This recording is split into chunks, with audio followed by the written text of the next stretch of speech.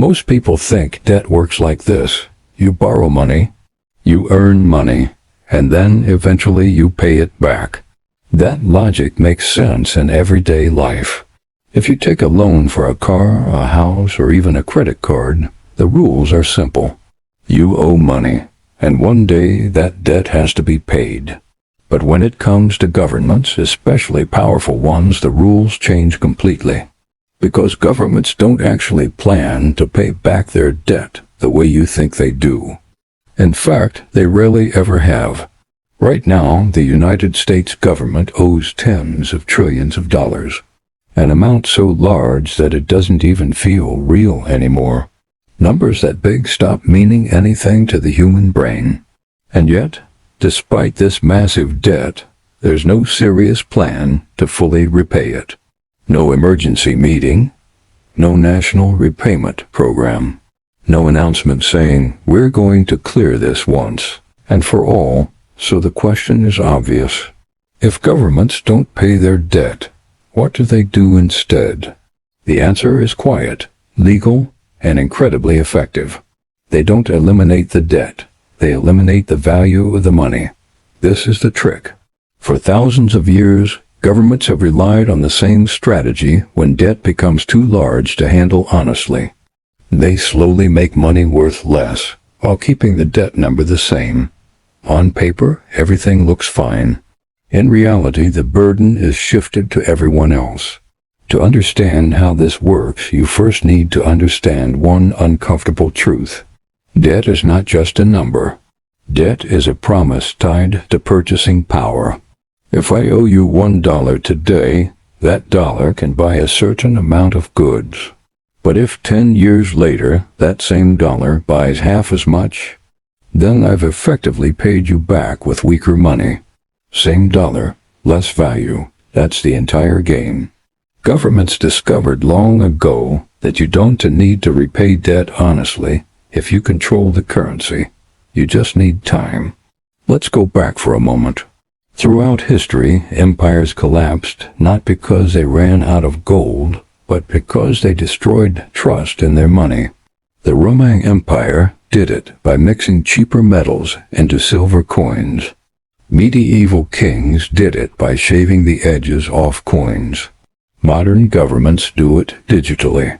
Different tools, same result. Today, the trick is called inflation. Inflation sounds harmless, almost natural. Prices going up, costs rising. But inflation isn't just an accident of the economy. It's a policy tool. And when used deliberately, it becomes the most powerful debt weapon ever created. Here's how the modern version works. When a government spends more than it collects in taxes, it runs a deficit. To cover that deficit, it issues bonds. These bonds are promises to repay money in the future. Who buys these bonds? Banks, investors, pension funds, and increasingly, the central bank itself. This is where the trick begins. The central bank, like the Federal Reserve, doesn't need to earn money before it spends. It can create money out of nothing. With a few keystrokes, new money is created digitally. No printing presses, no gold backing, just numbers added to a balance sheet. That new money is then used to buy government debt. On the surface, this looks harmless, but underneath, it changes everything. Because when new money enters the system without new goods or services being created, the value of existing money drops. More money, same economy. Prices rise. This is inflation. And inflation quietly does something extraordinary. It reduces the real value of government debt. If a government owes $10 trillion and inflation cuts the value of money in half over time, then the debt still says $10 trillion, but it's effectively worth far less. The government didn't default. It didn't cut spending dramatically. It didn't raise taxes aggressively. It simply waited, and the public paid the price. This is why inflation is often called a hidden tax. You never vote for it. You never receive a bill, but you pay it every day, at the grocery store, At the gas pump, in rent, in housing prices. Your savings lose value quietly. Your wages lag behind prices. Your future purchasing power erodes. And all that loss becomes a gain for the largest debtor in the system, the government. But inflation alone isn't enough. The second part of the trick is even more subtle. Interest rates. In a normal world, if you lend money, you expect to earn interest that beats inflation. Otherwise, lending makes no sense. But governments discovered a way around that too. They hold interest rates below inflation. This creates something called negative real interest rates. Here's what that means in simple terms. You lend the government money by buying a bond. The bond pays you 4% interest. Sounds fair, but inflation is running at 6%. So even though your money grows on paper, it shrinks in reality. You are losing purchasing power every year while the government benefits. You are effectively paying the government to borrow your money.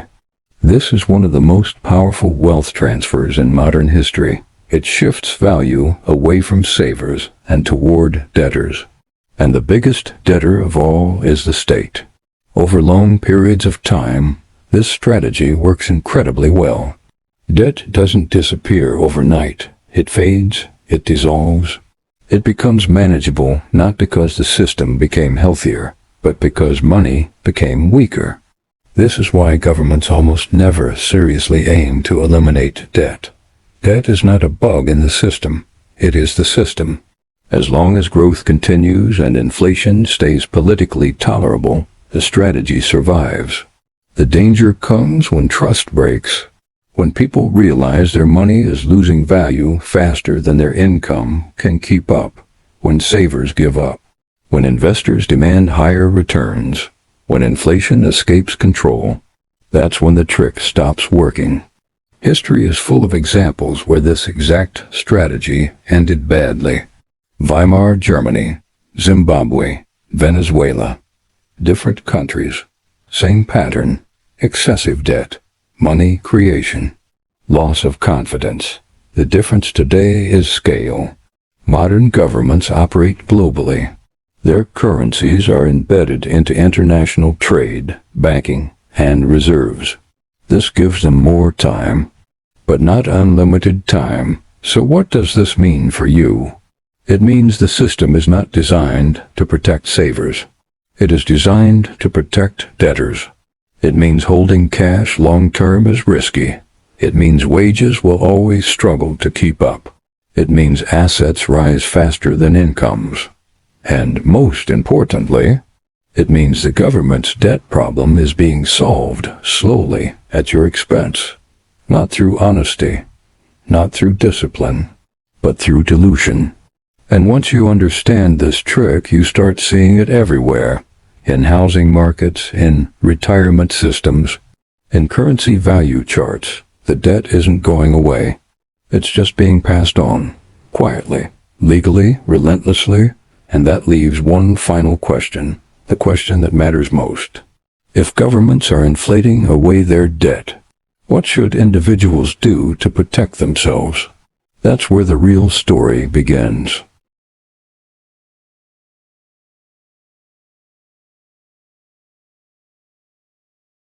Most people assume inflation is accidental, that it's caused by shocks, crises, wars, pandemics, or bad luck. But when you zoom out far enough, inflation starts to look less like an accident and more like a pattern. Because governments don't fear inflation the way ordinary people do. They fear deflation. Deflation is when prices fall and money becomes more valuable over time. For consumers, that sounds great. But for governments drowning in debt, deflation is lethal. When money becomes more valuable, debt becomes heavier. Every dollar owed gains power. Every obligation becomes harder to service. Every mistake from the past grows sharper. This is why central banks fight deflation aggressively. They will print money, they will cut rates, they will intervene in markets. anything to prevent debt from becoming unmanageable. And this leads to a strange reality. In the modern system, inflation isn't just tolerated, it's quietly required. A low, steady level of inflation acts like erosion. Not dramatic, not sudden, but relentless. Over decades, it reshapes the entire economic landscape. This is why governments always say they want price stability. But what they really mean is controlled inflation. Around 2% per year. That number sounds harmless, but compounded over time, it's enormous. At 2% inflation, money loses about half its purchasing power every 35 years. That means a government can effectively cut its real debt in half within a single generation, without ever announcing it. No outrage, no protests, no default, just time. That's why they don't inflate recklessly all at once. They inflate slowly. Fast inflation causes panic. Slow inflation causes adaptation. People don't revolt when prices rise gradually. They adjust their behavior. They blame businesses. They blame landlords. They blame supply chains. Rarely do they blame the monetary system itself, and that's exactly why the strategy works. But inflation alone doesn't explain everything. The third pillar of this system is something most people never think about. Time. Governments operate on a different time horizon than individuals. Politicians think in election cycles. Central banks think in decades. Debt is managed not year to year, but generation to generation. This is why debt numbers keep rising without immediate consequences, because the pain is delayed. The cost is pushed forward, and future taxpayers inherit the bill, except the bill is paid with weaker money. This creates a strange moral hazard. Governments are rewarded for borrowing, punished for saving. Spending brings short-term growth, popularity, and stability. Austerity brings pain, backlash, and political defeat. So the system evolves to favor borrowing forever. As long as inflation remains acceptable, the illusion holds. But there's a limit. There is always a limit. When debt grows faster than the economy for too long, the system becomes fragile. When inflation rises faster than wages, trust erodes. When people realize saving is pointless, behavior changes. They spend faster, they speculate, they chase assets. This is why asset prices explode during inflationary periods. Stocks, real estate, gold, anything that feels more real than cash. This is not a coincidence. It's a symptom. Money fleeing weakness. The irony is that inflation meant to reduce debt often creates new bubbles, new risks, new crises. And when those crises hit, governments respond the same way they always do, with more debt, more money creation, more promises that this time is temporary. This cycle has repeated across history. Different names, different currencies, same structure. What makes the modern era unique is scale. Never before have governments been able to create money this easily, this quickly, and this invisibly.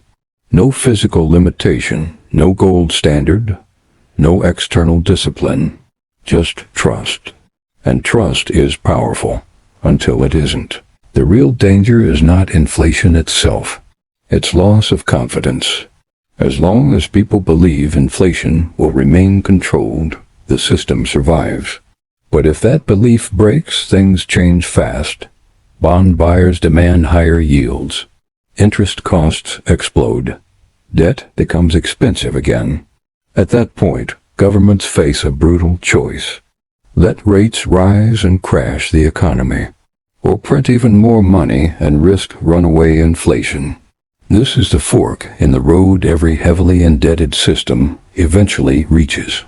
And history shows that governments almost always choose inflation, because inflation spreads pain quietly. Recession concentrates it immediately. So where does this leave the average person? Trapped in the middle. Your wages grow slowly. Your savings lose value. Your cost of living rises. You are told the economy is strong, yet life feels harder. This isn't because you failed. It's because the system is doing exactly what it was designed to do. Shift the burden away from the state and onto the currency holders, onto workers, onto savers, onto anyone holding cash. And the most unsettling part? This strategy is not secret. It's discussed openly in economic literature. It's just never framed honestly. Governments don't say, "We're inflating your money to reduce our debt." They say, "We're supporting growth. We're stabilizing markets. We're protecting jobs." Which are not lies, but not the full truth. Because behind every policy decision is the same quiet objective: make the debt easier to carry, no matter who pays the cost. And that brings us to the most important question of all. If this is how the system works, if debt is never truly repaid, if inflation is built into the structure, then what happens next? How long can this continue? And what breaks first, the debt, the currency, or public trust? That's where part 3 begins.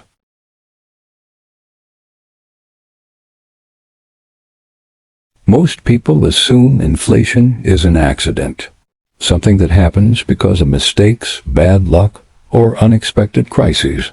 But by the time you reach this point in the story, that explanation no longer holds up. Inflation isn't random, it isn't sudden, and it isn't neutral. It's directional. Because once a government understands that it can reduce the real value of its debt without ever announcing a default, the incentives change completely. Paying debt becomes optional. Time becomes the weapon. And the public rarely notices until years later. But here's the part almost no one talks about. Inflating away debt doesn't just make government balance sheets look better. It quietly reshapes society itself. Think about what inflation actually does over long periods. It rewards people who own assets, and it punishes people who earn wages. If you own stocks, real estate, or businesses, inflation often pushes those prices higher. Your net worth rises even if nothing fundamentally changed. But if you rely on a paycheck, inflation works against you. Wages almost always lag behind prices. Every year, you run just a little faster to stay in the same place. This is why people feel like they're working harder than ever, yet falling behind. It's not laziness, it's not bad choices, it's math. And it's structural. Now zoom out even further. When governments keep interest rates below inflation for long periods, saving stops making sense. Cash loses value. Bonds lose purchasing power. The safest options quietly become the worst ones. People are pushed into risk. They buy assets they don't fully understand.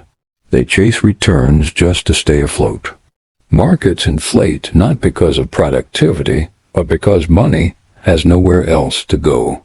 And when that happens, bubbles form. Not occasionally, systematically. This is how you get housing markets that feel impossible. Stock markets that feel detached from reality. And generations who believe they missed the game before it even started. But the most dangerous consequence isn't economic. It's psychological. When people stop trusting money to hold value, they stop trusting the future. They delay families. They avoid long-term planning. They feel anxiety without knowing why. Because money isn't just a tool. It's a promise. A promise that effort today will still matter tomorrow. Inflation breaks that promise slowly, quietly, year after year. And once trust erodes, it's almost impossible to rebuild. History shows this pattern clearly. After World War II, the United States used inflation and financial repression to shrink its massive war debt.